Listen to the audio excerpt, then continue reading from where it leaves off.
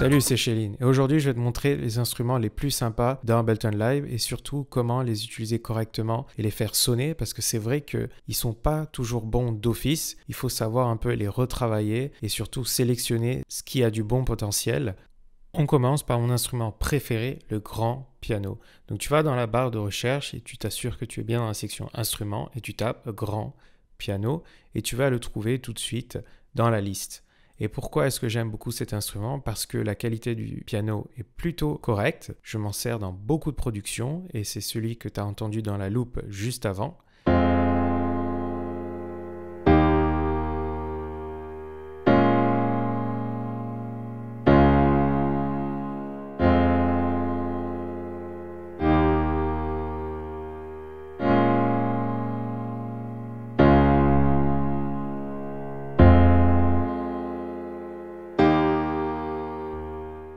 Comme tu l'as entendu, les macros permettent de modifier le son, donc par exemple l'attaque, la compression, etc.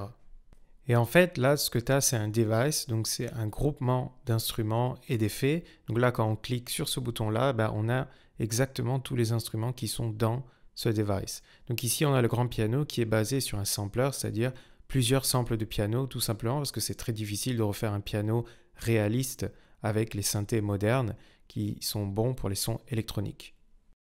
Alors je ne sais pas si tu as remarqué, mais quand tu vas sur la liste, tu as deux petites icônes différentes, une plus détaillée avec une ligne au centre et une toute simple. C'est parce que certains instruments sont des devices avec des effets, tandis que les autres sont des devices sans aucun effet tout simple.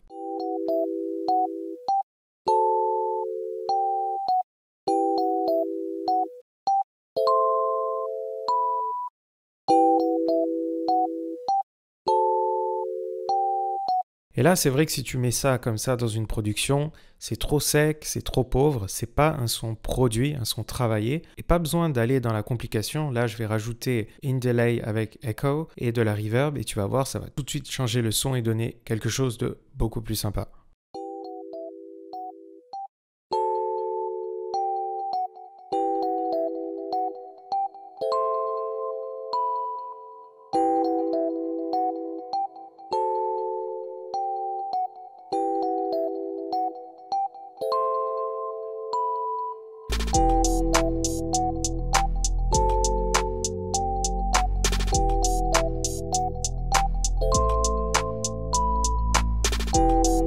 Alors le sub dans cette loupe vient d'un instrument, d'un device dans Ableton Live. Il y en a des vraiment très sympas. Tu peux contrôler pas mal d'effets, pas mal de détails, de caractéristiques du son à partir des macros.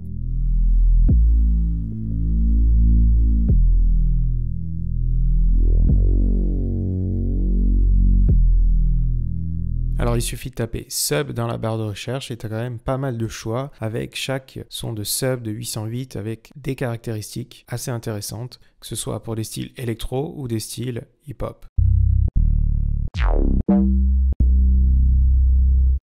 Et là, l'idée, c'est que dès que tu trouves un son intéressant qui a du potentiel et que tu veux réutiliser dans tes autres productions, tu fais un clic droit dessus et tu lui mets un tag, c'est-à-dire une couleur que tu vas pouvoir retrouver dans ta collection à gauche. Donc tu n'as pas besoin d'aller dans la complexité, juste de mettre la couleur pour pouvoir le retrouver facilement. Alors moi par exemple j'ai pas mal de FX parce que j'en utilise beaucoup dans les productions, tout ce qui est un peu techno, underground, minimal. Ce sont des sons qui donnent un côté plus pro, qui donnent une ambiance et moi j'aime beaucoup ça.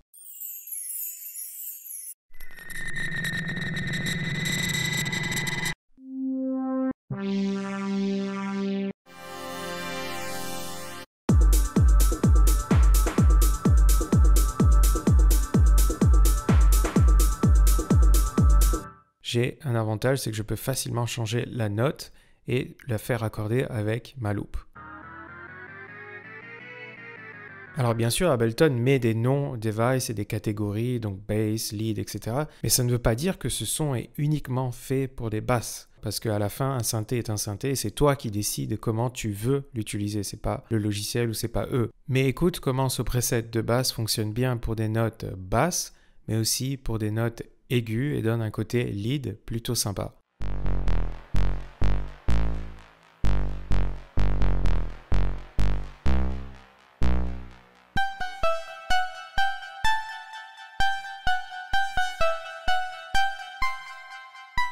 Alors le dernier tips, c'est en fait utiliser le device pas pour l'instrument, mais pour les effets qui y sont attachés. Parce qu'à chaque fois, comme tu vois, il y a pas mal d'effets qui sont plutôt intéressants, qui sont une combinaison d'effets déjà dans Live.